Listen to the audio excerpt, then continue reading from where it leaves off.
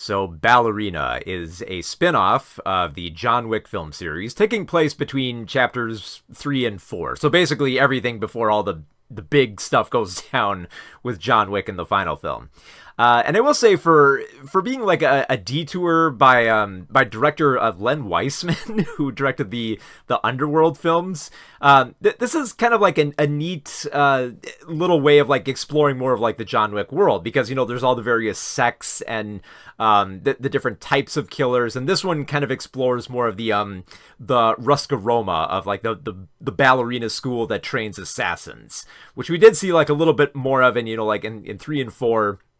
And we see a lot more of it here, although it becomes more of a personal story for the central character of Eve, played by Ana de Armas.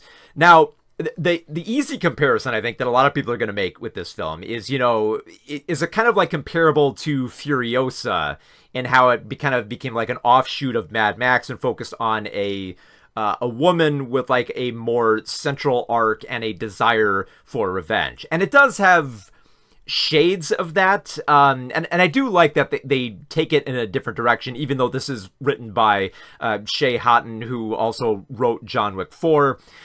I think it's interesting to see how to take this in like a different direction within the John Wick universe, with a more grounded story in terms like of the ambition and the thematic elements as well. Like this is very clearly a film about the loss of innocence and trying to reattain it in a world where everyone just, any killer can get what they want here. So I think that makes like Eve's story a little bit more interesting here, especially with, Ana de Armas proving just how capable she is in action scenes. So you get a lot of cool action, but then you also get a little bit more of an arc and an emotional drive, as opposed to like John Wick, who is just kind of on this, just ultimately like this quest for like satisfaction and revenge that I think is a little bit more broad. Like if you had like a little bit of a problem with that, which it wasn't for me, Ballerina does have a much more simpler story to understand in terms of goals. Like it's very clear that, they established that Eve lost her father when her father was gunned down. And she wants revenge, and the Ruscaroma kind of like took her in, managed by the director, played by Angelica Houston, who's just, so damn good. I love just her very surly attitude, just the way that she like intimidates and smokes cigarettes around her, and just always feels like she's in control. But you also get like a lot more familiar faces from the John Wick universe. Of course, like you have Winston, of course, played by Ian McShane again, who he has like a more tender nature to him in this film. I like how he kind of like helps out a little bit here and there. Then, of course, I think another actor worth mentioning here is the late Lance Reddick, who also appears as Chiron one more time in the John Wick films here. Doesn't really have much to do in this film, but it's nice to see him one last time, just to see that kind of that dapper demeanor to him when he's managing the Continental. And then of course you have Keanu Reeves coming back here playing John Wick. And if you were curious, yes, John Wick does play a bigger role in this film, as opposed to just entering the narrative here and there. He actually does play a little bit more of a central role here, which I thought was kind of interesting, because then you're kind of presenting this larger than life figure right next to like Eve, who's taking part in this narrative. So there's an amazing, without giving too much away here, there's an amazing moment where Eve confronts John Wick, and it feels like, standing up to like this unbeatable force, and there's such a great satisfaction to it. But the central story, it more or less boils down to Eve trying to get revenge, and then trying to like infiltrate this cult and save this girl who's been kidnapped.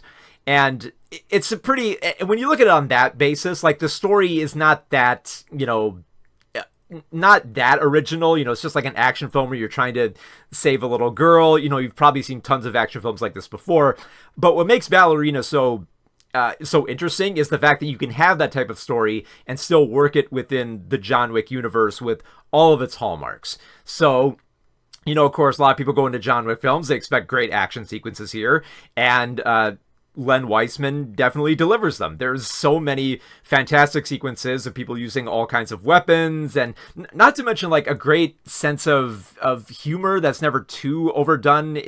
I mean, there's always a little bit of humor in the action scenes here, but I think Wiseman leans a little bit heavier into them. Not too heavy, but just to kind of like a clever degree here and there. Like at one point, there's a scene that takes place inside one of the Continental hotels where they're having a shootout, and at one point the TV gets involved, and the TV just keeps switching between different slapstick type of movies in the background, which is cute. It's in the background though. It's not like, heavily focused. It's just kind of like a little neat addition there. There's also a great sequence where she's fighting someone in a kitchen and trying to grab at a knife, but the knife is under all these different plates. So it basically amounts to Eve just like smashing plates over this assassin, and they're all just, it's like a Three Stooges bit of just like, slamming as many blunt objects into each other until eventually they get to the knife. So there are so many wonderful scenes in this in terms of like just like the action, and that's really where it counts for most of the John Wick films.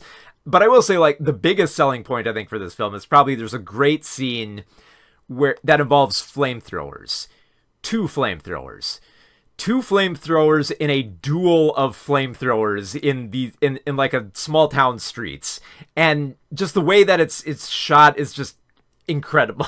I love the way that it's just like they had the guts to have like a really cool scene with flamethrowers going out. Not to mention a lot of the scenes where Eve just ends up burning people, they hold on some of those shots for quite a long time. That they're really putting like their heart and soul into these action scenes here. Like they do not kind of like water them down for like a different type of John Wick film. Like if you're expecting a lot more of like that grit and wit that usually come with like the action choreography, it's still present here, and it's still brutal. And I think having a little bit more of like an emotional drive for Eve seeking vengeance and to preserve a certain level of innocence, I think it makes those action scenes a bit more interesting, especially with there's one scene in one of the Continental hotels where she is trying to fight off this cult but not kill anyone at the same time to kind of like prove herself. And it's very clever the way that she does, because like she's aware of the rules and she does want to break them, but she also abides by them where she can to kind of like move her way up the chain in order to get to this man who murdered her dad. So it's a fairly typical revenge story, but framed with all like the wonderful little John Wick hallmarks there.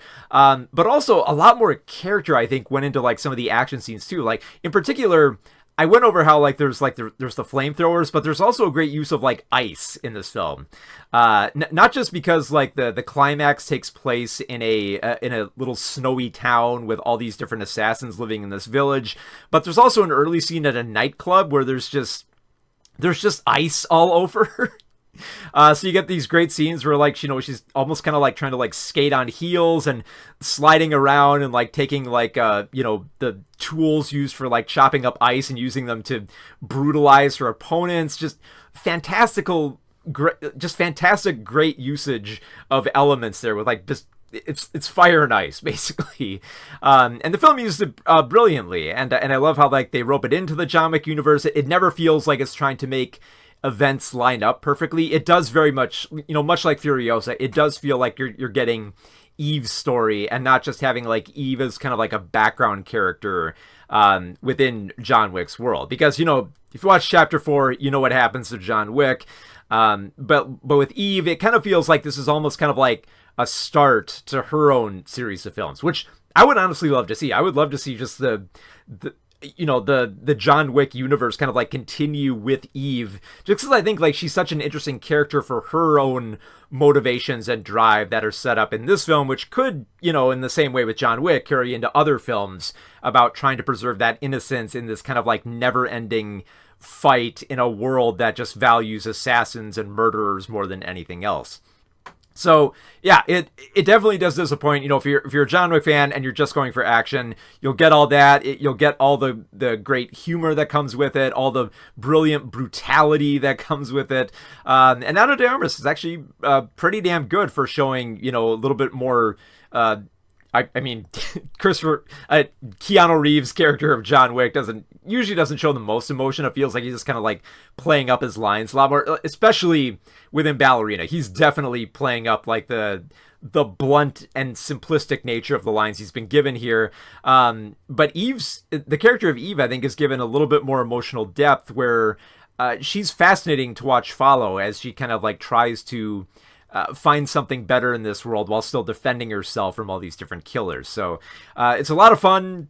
You know, if you love the other John Wick films, Ballerina still holds up as a great little spin-off, and it doesn't feel like too much of a heavy detour with how interestingly it ties into the rest of the John Wick films. So yeah, Ballerina is brutal and fun, as the John Wick films should be.